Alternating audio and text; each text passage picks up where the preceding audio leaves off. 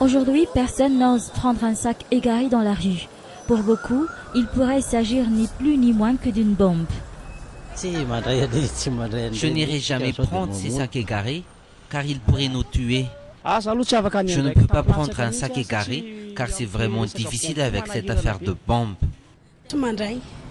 Je ne prends pas ce genre d'objet, car il pourrait contenir une bombe. Les bombes et fausses bombes découvertes ces derniers temps dans plusieurs endroits de la capitale ont été soigneusement emballées dans des sacs, paniers ou sacs en papier. Que doit-on faire si on se trouve en face d'un sac suspect? 2 des 3 personnes que nous avons interrogées savent exactement quoi faire dans ce cas-là. Si je découvre un sac suspect, je vais tout de suite alerter les forces de l'ordre les plus proches et je leur dirai que j'ai trouvé un objet suspect. Je vais tout de suite alerter les forces de l'ordre avec toute cette affaire d'insécurité et de bombe artisanale. Cette femme, par contre, affirme ne pas savoir quoi faire si elle se trouve dans cette situation. Sa priorité serait d'abord de sauver sa vie. Je ne prends pas les sacs et je continue ma route. Gare à celui qui va le prendre.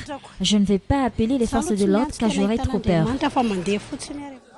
Un comportement a changé d'après les responsables des forces de l'ordre car la personne met en danger les autres en passant sous silence cette information capitale, celle d'avoir découvert une bombe susceptible de blesser d'autres personnes.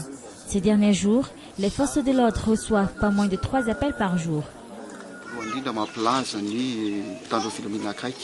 On doit tout de suite appeler les forces de l'ordre les plus proches ou appeler les numéros verts 119 pour la gendarmerie, 017 pour la police nationale. Elles sont joignables sur le réseau RTL et c'est gratuit. Puis, on ne doit en aucun cas toucher à l'objet suspect et le laisser intact pour que les forces de l'ordre puissent mener l'enquête et arrêter les malfaiteurs.